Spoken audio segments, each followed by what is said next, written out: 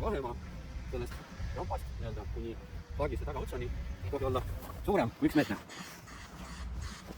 See vahemaa siit siiani ei tohi olla suurem kui 1 meeter, nii et pean veel juurde kagutama.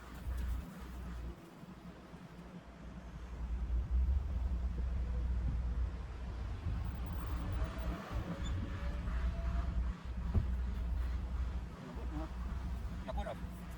Ja siinsamas tehakse ka autorongi koostamise harjutus.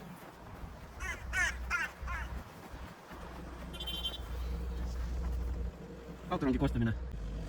Kõigepealt autorongi auto.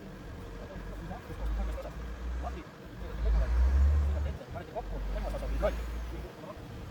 Hakkas maha, tõesti ära. Seisud peale, elekter ära, keeran vasakule, võtan välja. Tulvad rost. Siia üle. Ja nüüd on siin lahti. Ja tehtud. Reeglite järgi, nüüd saame sõidan autoga kõrvale.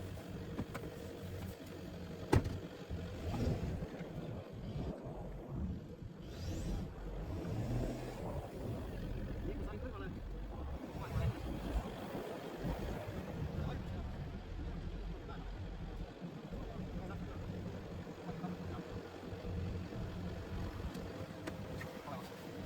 Nii, kõik kokku.